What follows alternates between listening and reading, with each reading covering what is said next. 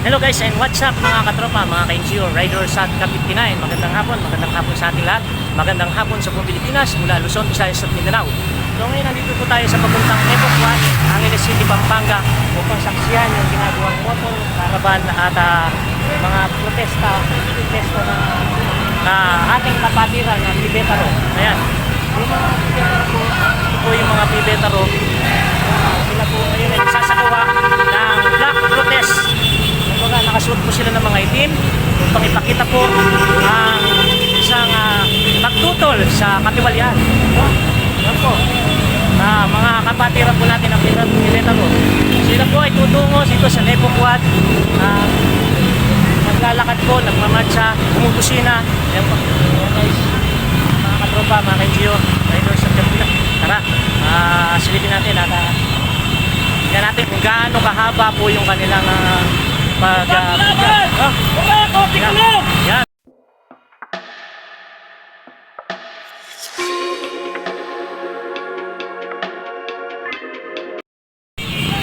Kaliwa. Ito guys po, sa ating mga kababayan, buong Pilipinas po ay nagpapakita ng isang pagpuprotesta laban sa katiwalian. Kasama po ang mga kapatiran natin. Pibetaro.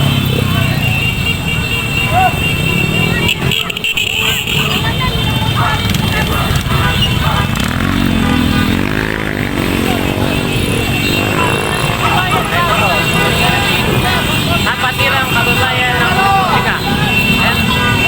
So, lulusan kontra kurakot ang ating pong mga kapatid. Ayan.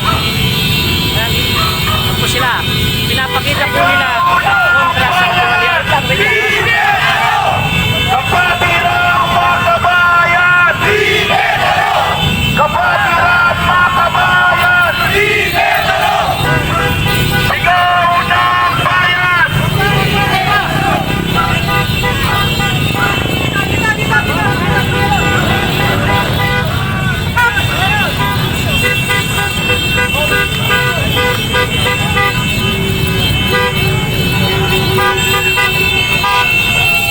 Ayan po mga kababayan, kita-kita naman po natin kung gaano karami.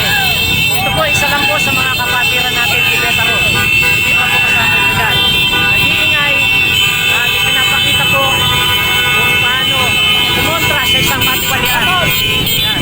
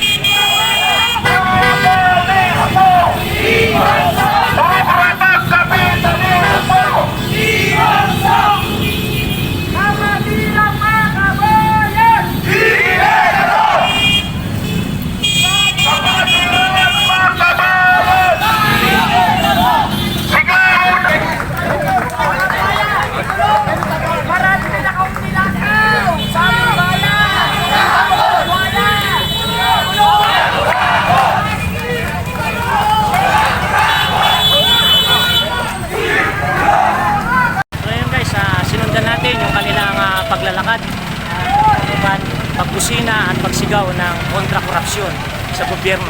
Ayan, yung ating pong mga nanunungkulan na nangunguha ng pondo kung saan ay sila ay tumututol.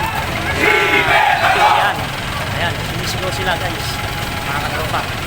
Mga kapatid natin na kapatiran po ng Pibetaro.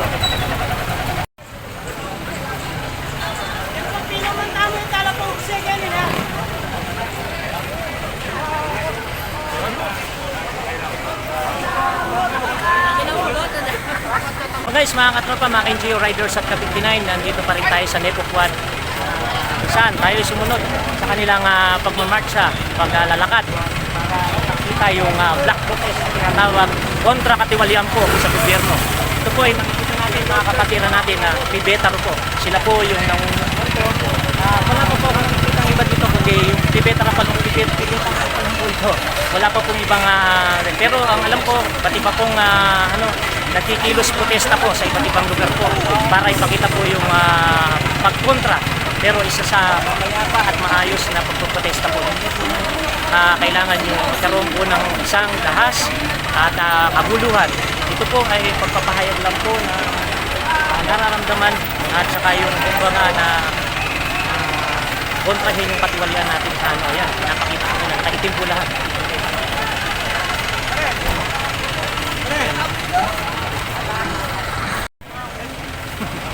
So guys, mga katropa, mga NGO riders at Ka-59, nandito pa rin tayo sa Nepok 1. Kung saan tayo sumunod sa kanilang pagmamarcha, paglalakad para makita yung black protest na tinatawag kontra katiwalian po sa gobyerno. Ito po ay nakikita natin mga kapatiran natin na may Betaro po. Sila po yung nangungunan po. Wala pa po akong nakikita ng iba dito kundi yung Betaro pa nung ito. Wala pa pong ibang pero ang alam ko pati pa pong nagkikilos protesta po sa iba't ibang lugar po para ipakita po yung pagkontra pero isa sa mayapa at maayos na pagpoprotesta po.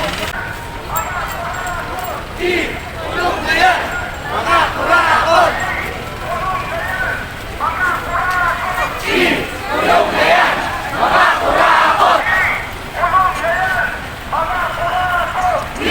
Tulong na yan, mga kurakot! Tulong na yan, mga kurakot! Tulong na yan, mga kurakot! Mga kurakot! Tulong na yan, mga kurakot!